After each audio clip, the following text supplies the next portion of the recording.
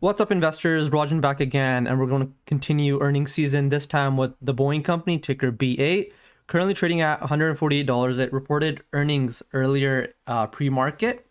It's also down just about 5%, but a lot of this is actually from the volatility in the market, because if we look at something like the S&P 500, it was actually down 3 to 4%, and that's the same as the Dow and the NASDAQ.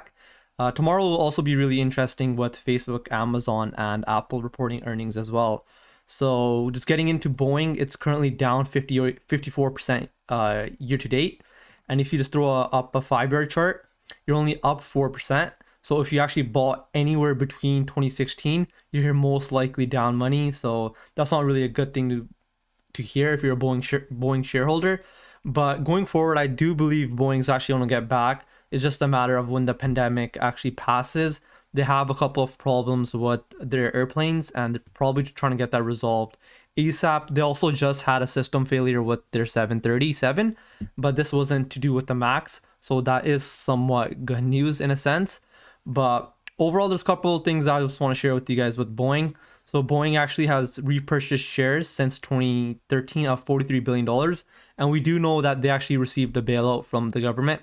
And if they actually hadn't gone forward and actually saved some of their money for like a rainy day fund, they actually would have been a lot better off. Their financial position would have been a lot better. And Boeing actually has taken on a lot of debt that we'll see on their balance sheet. They've taken on over $40 billion of debt. Their balance sheet has ballooned from about $15 billion of long-term debt all the way up to $50 billion. We know that they're not going to be paying a dividend anytime soon. So this is all to consider when you're actually looking at purchasing Boeing. You have to have a long-term mindset with this company at this point, just because we have no clue when the pandemic's going to be over, and their 737 MAX issues haven't been resolved it's been over a year now at this point. So before we actually jump into the numbers, let's just see how the actual production has been affected. So over here we have the commercial airplanes, and over here we have defense and security. So third quarter 2020, we came in at 28 planes total. And over here, they don't actually give you a total, but they're just going from, so for the Apaches, they had 7, remanufactured, they have 12. So pretty low numbers overall. And just on a yearly view, we have 98 total. And over here, the Apaches were actually 44.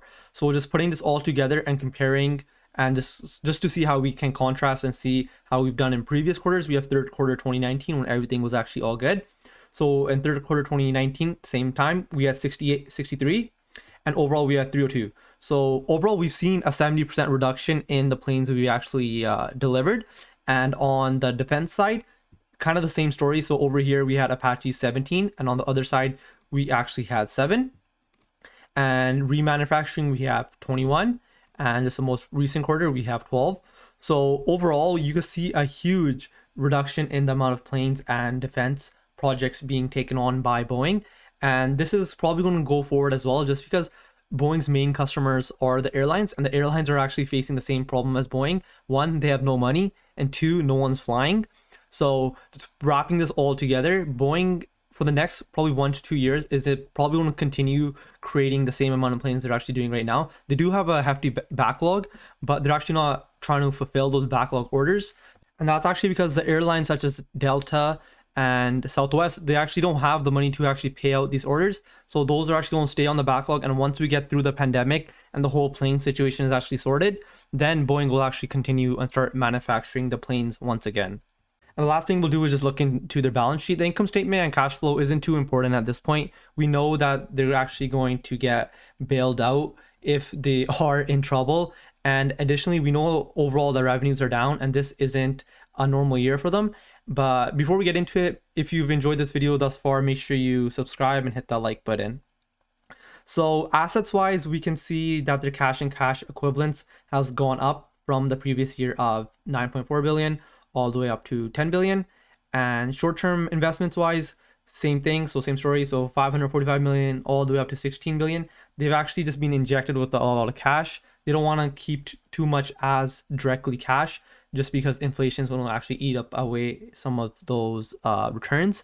So accounts receivable wise, we're sitting at 3.2 2019 and 2.7 today.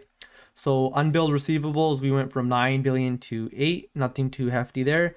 Inventories increased a little bit just because they're not actually selling their products. They've actually just have some stuff that they've maybe wanted to actually create, but then now that companies aren't actually buying, it's just sitting up as inventory.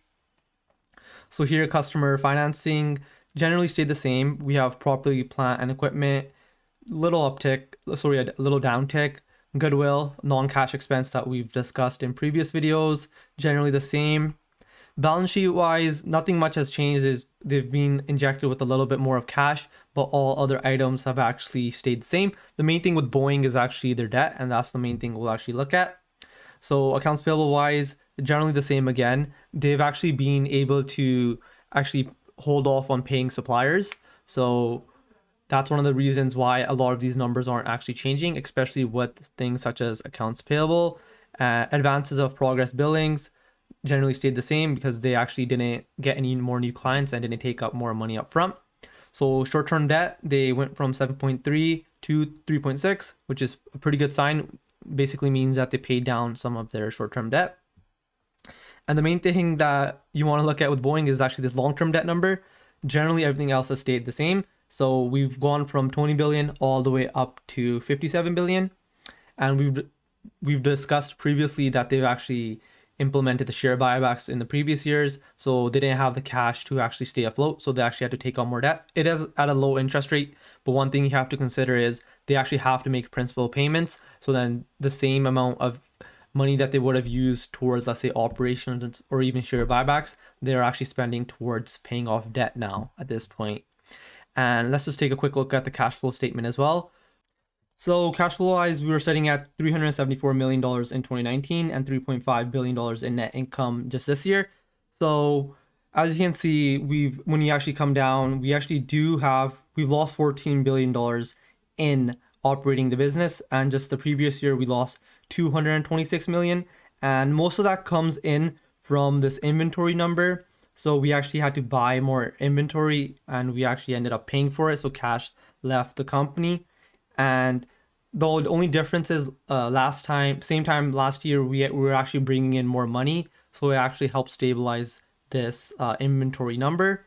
Additionally, we paid $3 billion in accounts payable. We have income taxes receivable, payable, and deferred of $2.4 billion. We have depreciation, which we added back of $1.6 million, which kind of helped. But overall, we lost $14 billion in cash. But just to summarize, most of this actually came from this inventory payment.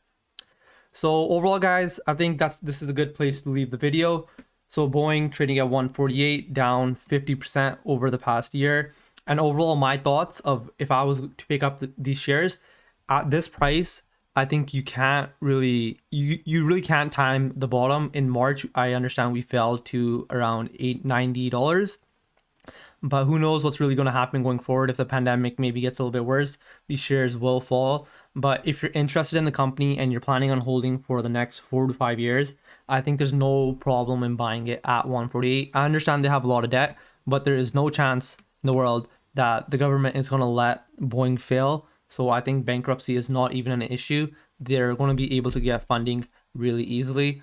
So overall, guys, let me know if you guys like this video. Make sure you subscribe, and I'll see you guys tomorrow.